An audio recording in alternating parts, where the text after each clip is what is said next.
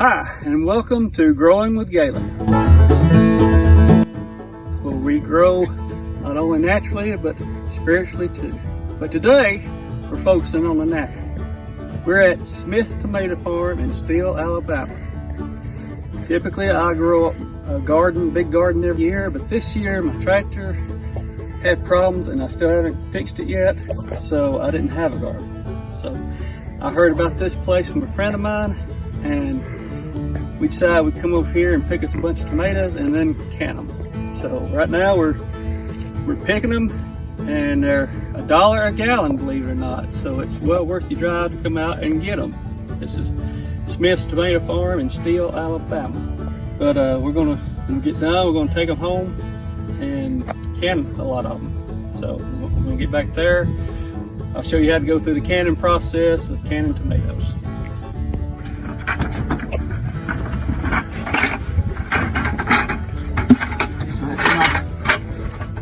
Hi, we've made it back home now, and you can see we've picked about 30 gallons of tomatoes.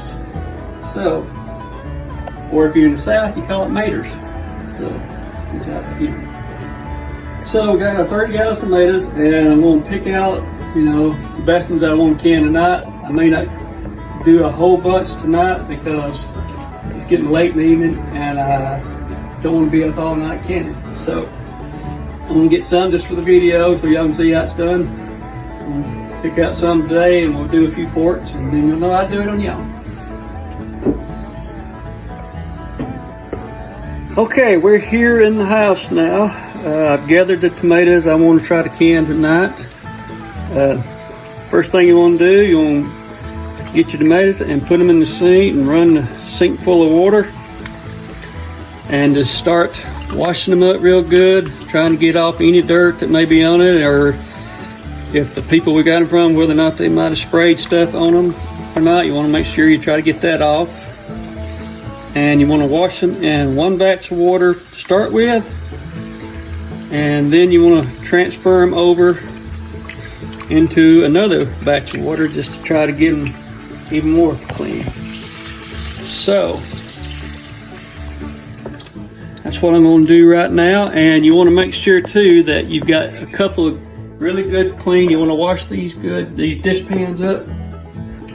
I used this dish pan to gather the tomatoes off the course, but after I put the tomatoes in here, I washed it up real good. I washed both of them real good. So we're gonna have two real good clean dish pans. One to put the tomatoes you washed in, which is gonna be that one, and this one here to put the peeled tomatoes in.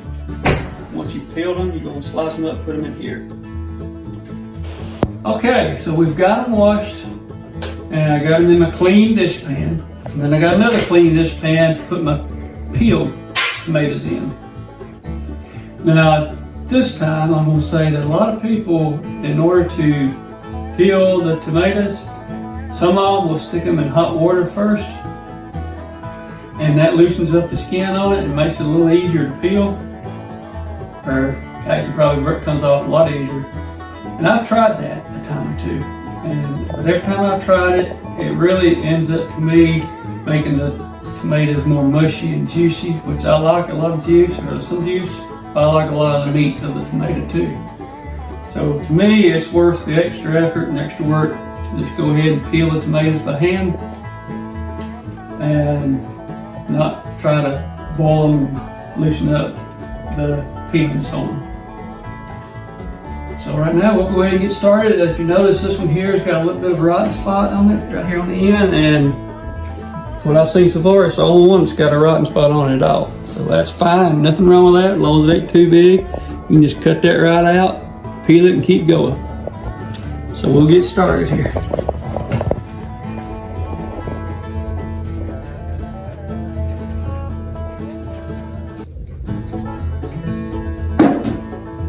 Ooh, that's nice and red and juicy looking, ain't it?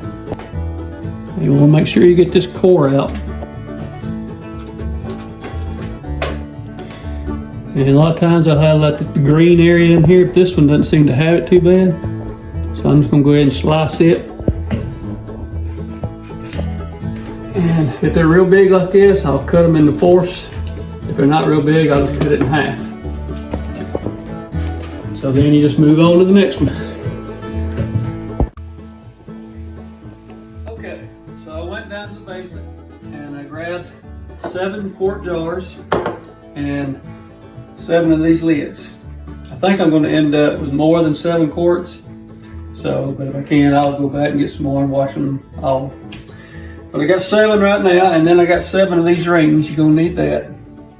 You're gonna need these lids, and of course your quart jars. And you want to be sure you wash everything up real good, and afterwards we'll sterilize them.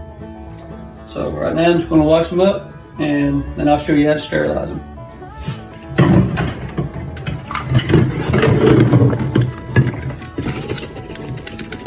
You want to be sure you get that inside as clean as you can.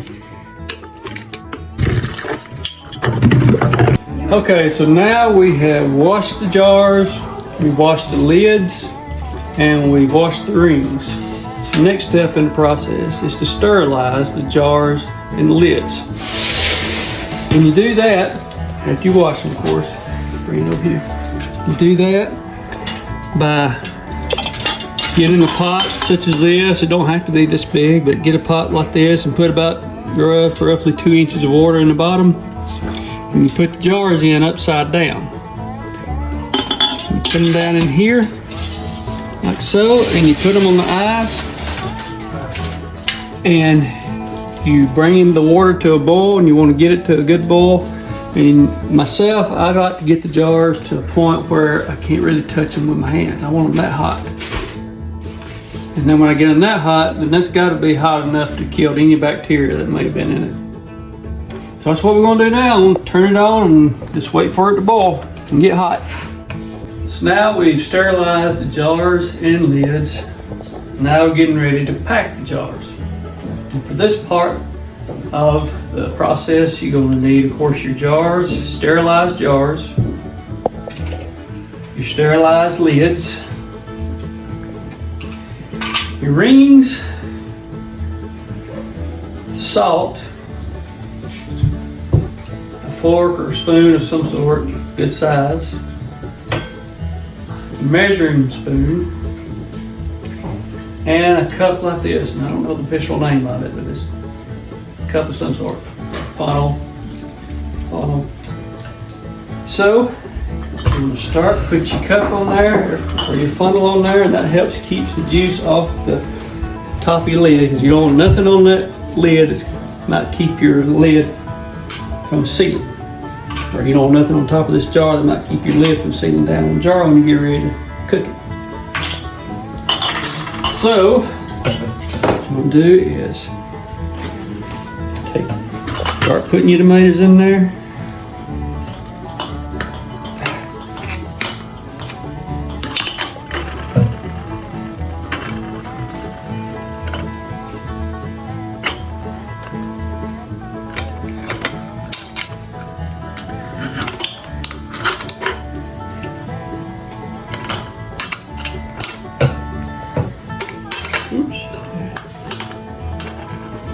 When you get it up to some certain point, you want to, it's what you call packing the jars. You want to push the tomatoes down in there. Really, I probably need a spoon for this more than a fork. Sometimes it helps to turn the jar around and just push down them tomatoes. Pack them in there. You'll see a lot of that juice come out of it.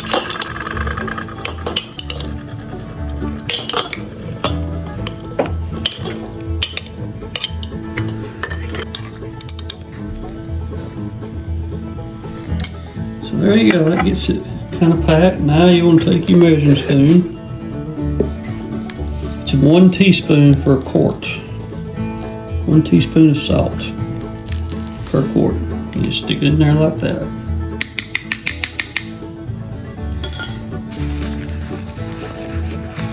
Napkin or cloth of some sort. You want to make sure that the top of that jar is free from any kind of juice or seed or anything. If it ain't, it will not seal. and all your work will be in vain. So when you get it cleaned off good, you take your sterilized lid. And this here is the little part when it goes to the water bath portion of the process. When all the air gets pushed out of the jar, this part here will seal down to the top of this jar right here and seal it up. You put that on, take your ring, and put it on. Just get it good and snug. And you just do the rest of your jars like that. You get them full, then we'll do the water bath portion.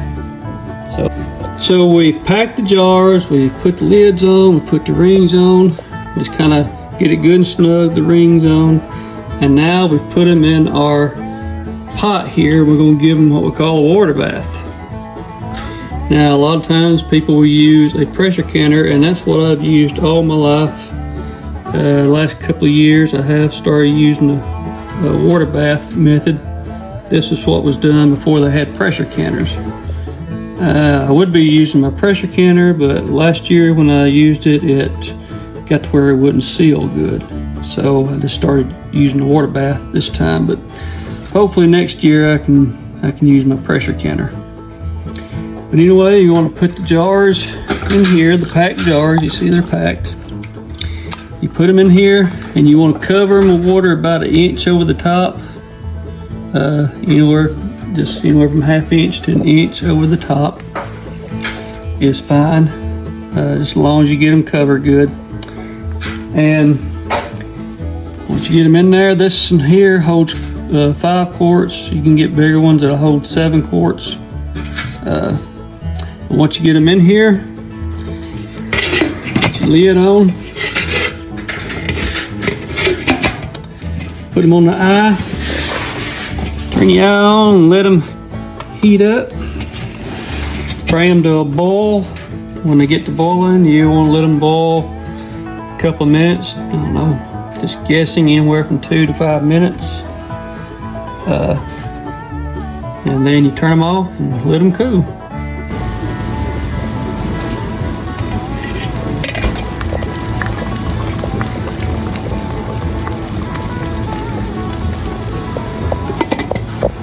Well, we brought it to a boil. We let it boil long enough, anywhere from 1 to 2 to maybe 5 minutes. Now we're gonna take them off, turn off the stove, take them off. See them boiling in there. Now if this was the last batch that I done, I would probably let them sit there, take them off these hot irons and let them sit there overnight, but I got one more batch to do. So, let's see if I can, I gotta bring it out a little more. I am going to take them now. I'm gonna go that way. Put them over here.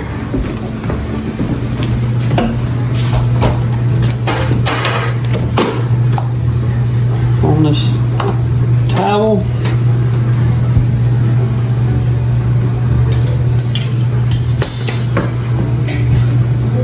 And kind of put them close together.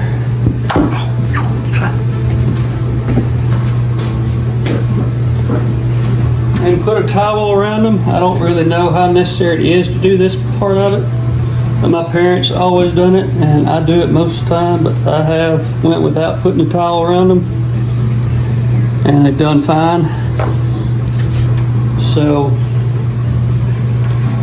now, if you're going to be up in a little while, you probably start hearing these pop. When you hear that pop, you know they've sealed. Sometimes they don't pop, but they'll still seal. And you can tell because you'll have this little humped up area here that'll be pulled down, and you can press on it. If it doesn't move, then you know it's sealed. But a lot of times you'll hear them pop. So that's about it to how to count them. I'll get up in the morning, check these, make sure they're sealed. I've got one more batch to do. And so I appreciate you watching this first ever, I guess, show of Growing with Galen. I hope you learned something from how to can tomatoes, and keep watching for future episodes or possible future episodes where we'll be talking about something either natural or something spiritual from the King James Bible. And if you don't grow your own tomatoes, I would highly recommend you going to Steele, Alabama and visiting Smith Tomato Farm. They got some wonderful tomatoes. So thank you and have a great day.